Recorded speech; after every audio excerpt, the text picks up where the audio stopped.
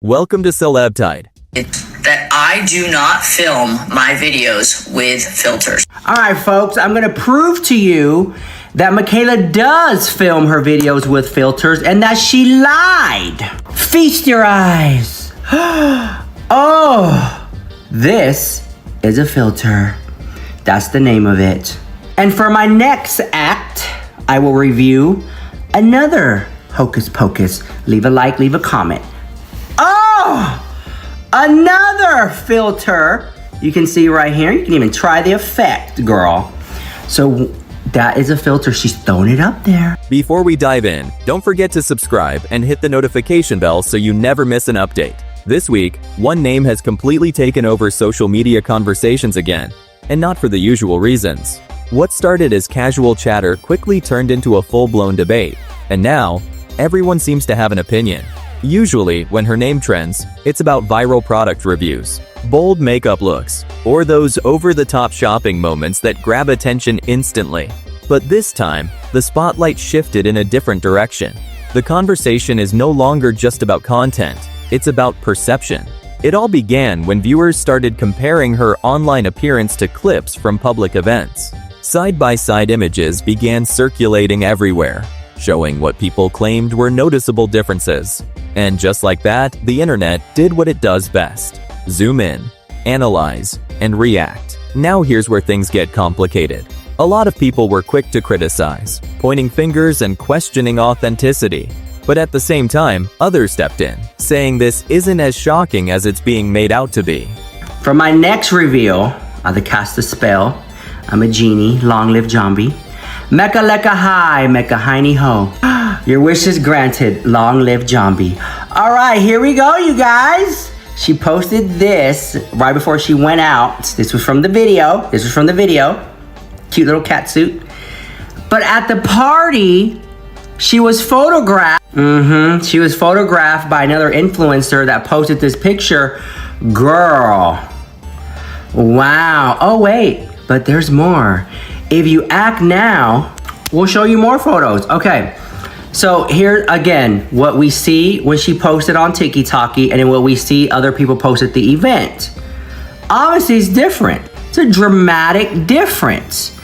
And for her to say, I don't use filters, well, after all, social media is built on lighting, angles, and carefully chosen moments.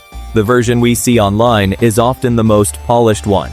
And if we're being honest, that's not unique to one person.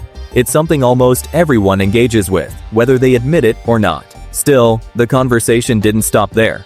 As more clips surfaced from live events and candid moments, the discussion grew louder. People weren't necessarily saying she looked bad. In fact, many agreed she looked great. The real issue, according to viewers, was the contrast. The difference between the curated version and the unfiltered one felt too noticeable to ignore. That's when things started shifting from casual commentary to a deeper discussion about trust. Because here's the reality. When someone builds a brand around beauty and regularly promotes products, the audience expects a certain level of transparency. People want to believe that what they're seeing is real, or at least close to it. And when that trust starts to feel uncertain, questions naturally follow. But not everyone agrees with the criticism.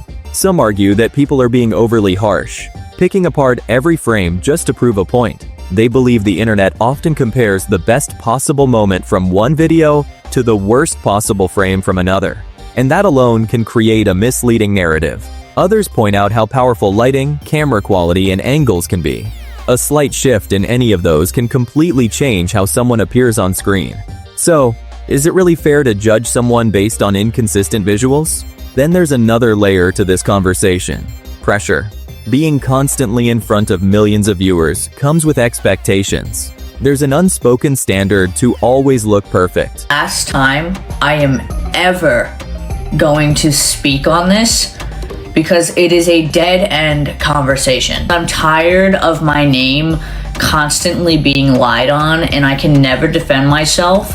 Obviously, this video is about my looks, my appearance, what I present online versus what is seen in public, out in the wild. Now, I have said so many times that I do not film my videos with filters. and I will die on that hill. I am filming in the TikTok app as we speak. There is zero filter on my face right now. Nothing. No beauty mode, no face altering filter. I don't even have lights on. I'm just sitting in front of a window on a cloudy day. And this is what I look like. Okay? Always appear flawless. And over time, that pressure can shape how creators present themselves, sometimes in ways that blur the line between enhancement and transformation. Some viewers believe that editing comes from that exact place. Insecurity mixed with expectation, not necessarily to deceive, but to meet the standards that the internet itself created. And that's what makes this situation feel less black and white, because while some see it as misleading, others see it as human. At the same time, the situation gained even more traction due to her personal life being in the spotlight. Recent changes, new relationships, and public appearances brought even more attention, which naturally meant more eyes analyzing everything she posted. With increased attention came increased scrutiny. Comment sections turned into debates. Supporters defended her, critics questioned her, and neutral viewers simply watched it all unfold. Some influencers even joined the conversation, adding their own perspectives. Some supportive, others more critical. And just when it seemed like things might calm down, the discussion expanded even further. It became less about one person and more about the bigger picture. How much editing is too much? Where does creativity end and misrepresentation begin? And most importantly, what do audiences actually expect from influencers today? There isn't one clear answer. What we do know is this: social media has always been a highlight reel. But as audiences become more aware, they're also becoming more observant. People are paying closer attention, asking more questions, and expecting more honesty from the creators they follow. And maybe that's the real story here. Not just one person trending for a few days, but a shift in how audiences think, react, and engage with content. So the question is, are people being too harsh, or is this just the natural outcome of a more aware audience? Let me know what you think. Thanks for watching. Like, share, and subscribe to my channel.